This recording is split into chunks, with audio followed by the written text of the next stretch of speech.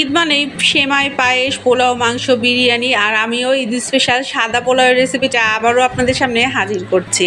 আসসালামু আলাইকুম বন্ধুরা, সবাইকে প্রথমে আমি ঈদের শুভেচ্ছা জানাচ্ছি। আর সাদা পোলাও খুবই ইজি একটা রেসিপি, কিন্তু ঈদে প্রত্যেকটা বাড়িতে এই সাদা পোলাও রান্না হবেই। আজকে একদম পারফেক্ট পরিমাপ সহ সাদা পোলাও রেসিপি আপনাদের সামনে উপস্থাপন করব। প্রথমে আমি তেল দিয়ে দিয়েছি এবং তাতে আমি 1 কাপ পরিমাণ পেঁয়াজ এবং মরিচ ভেজে দিচ্ছি। কাঁচামরিচ আমি শুধু 4টা ইউজ করেছি, কেননা আমার বাচ্চারা খুব বেশি ঝাল খেতে পছন্দ করে না। আপনারা চাইলে কাঁচামরিচের পরিমাণটা বাড়িয়ে দিতে পারেন। আজকে আমি যে পোলাওয়ের রেসিপিটা আপনাদের সাথে শেয়ার করব একদম ইজি, একদম অল্প তেল এবং কোনো রকম মশলা ছাড়াই প্রায় রান্না করেছি, এবং এত সুস্বাদু এই পোলাওটা খেতে যে কেউ এই পোলাওটা খেতে পছন্দ করবে। আর যারা সাদা পোলাও রান্না করতে ভয় পান, যে পোলাওটা ঘন্ট হয়ে যায় বা বেশি রান্না হয়ে যায়, তারা একদম এই প্রসেসটা ফলো করে রান্না করলে আর এই সমস্যা হবে না। এখন আমি প্রথমে লবণ দিয়ে দিয়েছি এবং এখন আমি 3 কাপ পরিমাণ চাল ধুয়ে রেখেছিলাম, সেই চালটা অ্যাড করব।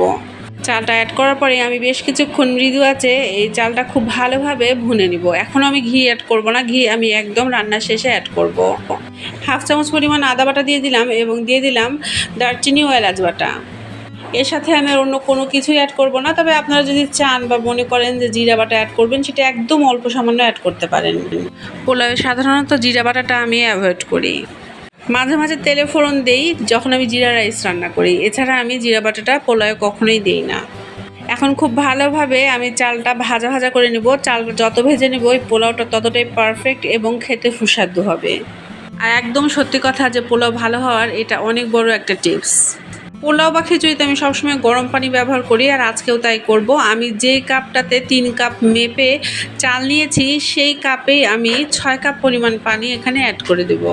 পানি অ্যাড করার সাথে সাথেই আমি ঢাকনা দিয়ে ঢেকে দেব এবং আঁচটা একটু কমিয়ে দেব। এটা চিনি গুঁড়া চাল, তাই এটাতে একটু পানিটা বেশি লাগে। যদি পরবর্তীতে আরও পানির প্রয়োজন হয়, সেক্ষেত্রে আমি হালকা একটু গরম পানি আলাদা করে রেখে দিয়েছি। তবে যদি মৃদু আঁচে রান্না করি, এর চেয়ে বেশি আর পানির প্রয়োজন পড়বে না।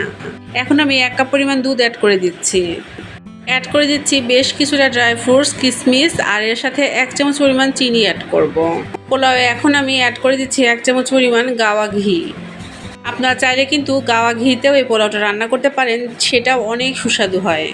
এখন জাস্ট ঢাকনা দিয়ে ঢেকে দেবো এবং কিছুক্ষণ পর চেক করব যে পোলাওটা হয়েছে কিনা। পোলাওটা প্রায় হয়ে এসেছে। এখন আমি এটা 15 থেকে 20 মিনিট দমে রাখবো। ঈদে কে কোথায় বেড়াতে যাচ্ছেন এবং কার খাবারের রেসিপিটা কে অবশ্যই আমাকে কমেন্টে জানাবেন। আর আজকে এখানেই বিদায় জানাচ্ছি, আগামীকাল আবারও হাজির হয়ে যাব ঠিক একই সময়ে। সবাই ভালো থাকবেন, সুস্থ থাকবেন এবং আমাকে আপনাদের দোয়ায় রাখবেন। আল্লাহ যেন আমাকে ভালো রাখেন এবং সুস্থ রাখেন। আল্লাহ হাফেজ সবাইকে এবং অগ্রিম ঈদের শুভেচ্ছা।